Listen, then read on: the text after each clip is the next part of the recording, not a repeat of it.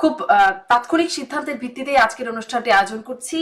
রাশেক রহমান, আপনার একটি Facebook post এবং ডক্টর নাজমুল হাসান কলিমুল্লাহর কাছ থেকে কিছু তথ্য পেয়ে আমি আলোচনা। রাশেক রহমান, আপনি আপনার ফেসবুক পোস্টে লিখছেন যে আলহামদুলিল্লাহ, এইমাত্র জানতে পারলাম ভারতে একটি সর্বদলীয় সভা হয়েছে যেখানে সর্বসম্মতিক্রমে জননেত্রী শেখ হাসিনাকে সসম্মানে পূর্ণ নিরাপত্তায় বাংলাদেশে প্রত্যাবর্তন করবার সিদ্ধান্ত গৃহীত হয়েছে। অত্যন্ত গোপনীয়তার সাথে এই গুরুত্বপূর্ণ বৈঠক অনুষ্ঠিত হয়। জয় বাংলা, জয় বঙ্গবন্ধু। আপনার পোস্ট থেকে পড়লাম। আপনি এই যে শেখ হাসিনাকে ফিরিয়ে নেয়ার পূর্ণ নিরাপত্তায় প্রত্যাবর্তন করবার সিদ্ধান্ত গৃহীত হয়েছে, এই তথ্যটির উৎস কি, কোথা থেকে জানলেন, কিভাবে জানলেন, কে দিল এই তথ্য? ডক্টর কলিমুল্লাহ এরকম কথা বলছেন, যার কারণে আপনাদের দুজনকে নিয়ে আজকের এই বিশেষ আয়োজন। জি, রাশিক রহমান। আপনাকে ধন্যবাদ আমাকে আজকের অনুষ্ঠানে আমন্ত্রণ জানানোর জন্য। প্রথম কথা হচ্ছে, আমাদের তো বিভিন্ন পর্যায়ের বন্ধু বান্ধব পৃথিবীর বিভিন্ন জায়গায় আছে। এখন সঙ্গত কারণে আপনাকে আমাকে কে বলেছেন সেটা আমি বলতে যাব না। তার থেকেও বড় কথা হচ্ছে যে আমার কাছে মনে হয়েছে যে নিউজটা খুবই প্রাসঙ্গিক বর্তমান পরিস্থিতির সাথে। কারণ দিনের শেষে বাস্তবতা হচ্ছে যে বাংলাদেশ বলুন, ভারত বলুন, নেপাল, শ্রীলঙ্কা, মালদ্বীপ, পাকিস্তান, যেই দেশকে আপনি টেনে আনেন না কেন, দিনের শেষে গণতান্ত্রিক অভিযাত্রা, গণতান্ত্রিক মূল্যবোধ সুরক্ষিত না হলে আসলে কেউই তো নিরাপদ না। আর এই দক্ষিণ এশিয়ায় যে কোনো একটি বৃহৎ দেশ, এই ক্ষেত্রে বাংলাদেশ তো বটেই, সেখানে গণতান্ত্রিক মূল্যবোধ বলতে কি বোঝায়? শুধু কি একদিনের নির্বাচন? না। জুলাই আগস্টের যে আন্দোলনটা হয়েছে সেখানে অবশ্যই অনেকগুলো কারণ মিলেই তো এই পরিবেশ বা পরিস্থিতি তৈরি হয়েছে। সেখানে নির্বাচনও একটা আলোচ্য বিষয় ছিল বটে, তাই না? তা নির্বাচনটা কেন? গণতন্ত্রের জন্য। এখন কোন দেশে প্রতিদিন যদি মৃত্যু উপত্যকায় পরিণত হয়, কোন দেশে আপনি যদি বিনা বিচারে মৃত্যুবরণ করেন, সেটা আগে পেছনে অথবা ভবিষ্যৎ যেভাবে আপনি হিসাবে ধরেন না কেন, সেটা যে খুব শুধুমাত্র বাংলাদেশের জন্য বাংলাদেশের মাঝে সীমাবদ্ধ থাকবে তা না, সেটা তো পৃথিবীর অন্য সকল দেশকে প্রভাবিত করবে। সেই জায়গা থেকে আমি যেটুকু খবর পেয়েছি, ভারত একেবারেই সুস্পষ্টভাবে বাংলাদেশের গণতান্ত্রিক অভিযাত্রা অব্যাহত থাকুক এবং সেই অভিযাত্রায় আওয়ামী লীগের মতো একটি বৃহৎ দল সেও অংশগ্রহণ করতে পারুক, এই জায়গাটায় তারা ঐক্যবদ্ধ জায়গায় আছেন। এটার মানে এই নয় যে সে অন্য কোনো দলকে গণতান্ত্রিক অভিযাত্রায় অংশগ্রহণ করুক, এটা চায় না। এটার মানে যে সকলে মিলে অংশগ্রহণ করুক, এটা চায়। তো এটা আবার রিনিউড হয়েছে এবং আমার কাছে মনে হয়েছে যে বর্তমান রাজনৈতিক প্রেক্ষাপটে এটাই তো হওয়ার কথা। কারণ আপনি যদি ভারতের মাননীয় প্রধানমন্ত্রী নরেন্দ্র মোদীর কথা ধরেন, সে তো হাজার হলো একটা ডেমোক্রেটিক্যালি ইলেক্টেড পলিটিক্যাল পার্টির leader. He himself is a democratically elected political soul. So obviously কোনো না কোনো একটা মেকানিজমে কিছুদিন পর পর পলিটিক্যাল কনভিকশন এবং কমিটমেন্টের যেই জায়গাটা, এটা রিনিউয়াল তো প্রয়োজন হবে এবং সেই রিনিউয়ালের জায়গাটাই এখানে এসেছে। এটার সাথে ভারত নির্ভরতা বা দালালি করা বা কারো কাছে নিজেকে বিক্রি করে দেওয়ার কোনোই সম্বন্ধ জি, রাশিদ রহমান, সেই প্রসঙ্গটি আরেকটু আসবো যে ভারত আসলে মানে এই গণতান্ত্রিক অভিযাত্রায় ফিরবে বাংলাদেশ, এই সিদ্ধান্ত নেবার কে, সেই কেউ না। প্রসঙ্গটাতে আমি পরে আসবো। কিন্তু আমি আসলে একটু বুঝতে চাই যে আসলে এই তথ্যটার উৎস কি। কারণ আওয়ামী লীগ, এটি তার অফিসিয়াল ফেসবুক পেজ আছে, তারা বিভিন্ন তথ্য জানে, সেখানে বলতে পারতো। আমি এই আপনার পোস্ট দেখার পরে কিছু মানে কারো অনেকের সাথে কথা বলবার চেষ্টা করেছি, যদিও এখন গভীর রাত, সবার সাথে কথা বলবার সুযোগ নাই। কারো কাছ থেকে এই তথ্যটি পাচ্ছিলাম না। আমি নাজমুল হাসান কলিমুল্লাহ, আপনার কাছ থেকেও একটু এই বিষয়টা শুনি, যেহেতু আপনিও এই তথ্যটি পেয়েছেন বলে আমি জানছি। কিভাবে পেলেন? মানে কিভাবে এটি বিশ্বাসযোগ্য? আপনার ব্যাখ্যায় কিভাবে বিশ্বাসযোগ্য হচ্ছে এবং কিভাবে পেলেন আপনি যদি বলেন। ধন্যবাদ। দেখুন, আমি সম্মানীয় রাশেক রহমানের যে বক্তব্যটি সেটি গভীর মনোযোগ দিয়ে শুনলাম এবং আমি যে সূত্র থেকে জেনেছি সেটি আবার রাশেক রহমানের সূত্রের সঙ্গে ট্যালি করে। রাশিক রহমান তো সূত্রটা বললেন না। সূত্র, তবে না, উনি বললেন না। আমি যেটি প্রকাশ্যে বলবো সেটি হচ্ছে তরুণ ঘোষ। তিনি আমার মতো একজন টকশো শিল্পী, ভারতের নাগরিক, এবং আরেকজন তাকে, দুজনকে আমি এ বিষয়ে বলতে শুনেছি ভার্চুয়ালি।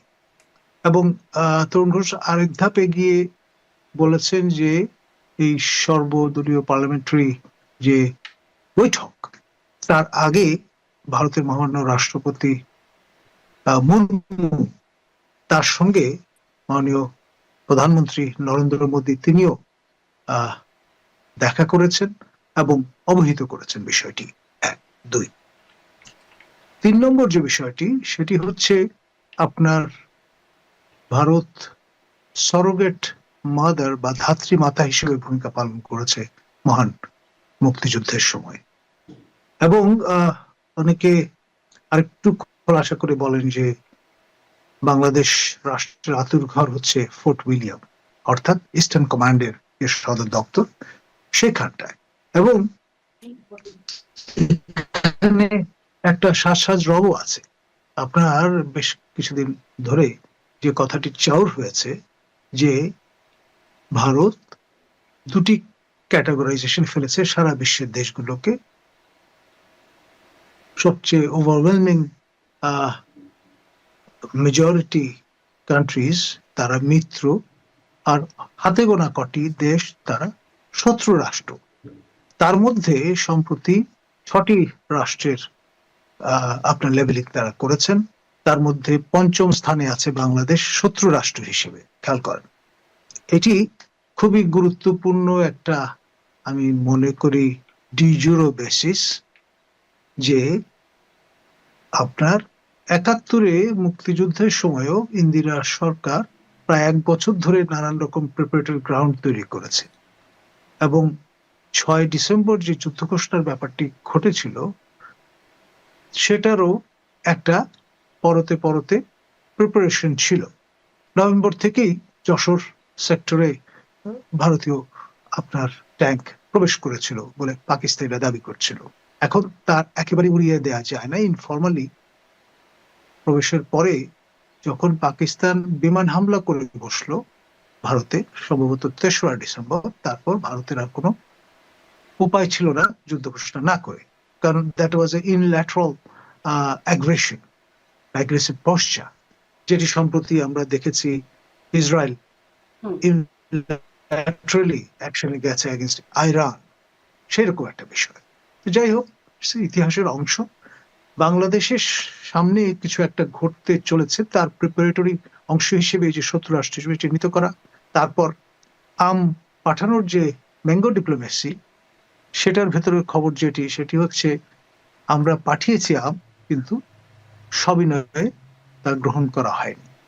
শেষ পর্যন্ত দূতাবাসের আমাদের লোকজনই বা তার পরিবার পরিজন সেটা কনজিউম করেছেন।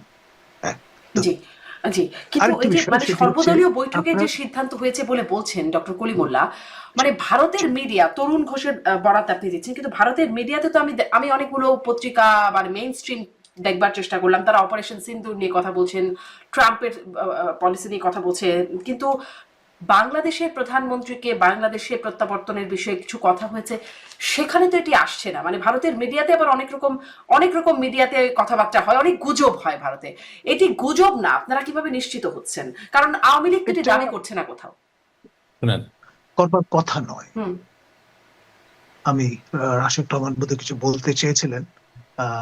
আপনারটুকু শুনে নিয়ে একই প্রশ্ন রাশেদ রহমানকেও করবো, আপনার কাছ ঠিক থেকে একটু শুনে নিই একটু। ঠিক আছে, আমি যেটি বলবো সেটি হচ্ছে এটিও শোনা গেছে যে সপ্তাহখানেক আগে মাননীয় ভারতের প্রধানমন্ত্রী নরেন্দ্র মোদী শিলগুড়ি নেক, যেটাকে চিকেন নেক বলি আমরা, সেই জায়গায় তার পদচিহ্ন হয়ে গেছেন, ঘুরে গেছেন, পার্সোনাল টাচ দিয়ে গেছেন। সেটাও খুব সাজেস্টিভ। এখন আপনার কতগুলো অপশন আছে, তার মধ্যে একটি হচ্ছে সার্জিক্যাল স্ট্রাইক, আরেকটি হচ্ছে আপনার ড্রোন হামলার মতো কিছু বিষয়, আরেকটি হচ্ছে একেবারে সরাসরি আপনার বেলিজারেন্ট একটা পোস্টার নিয়ে এগিয়ে আসা, এবং তার ফলে ডিজুরো বেসিস যেটা অলরেডি তৈরি হয়েছে, শত্রু রাষ্ট্রের বিরুদ্ধেই কিন্তু আপনি অ্যাকশনে যেতে পারেন, মিত্র রাষ্ট্রের বিরুদ্ধে নয়।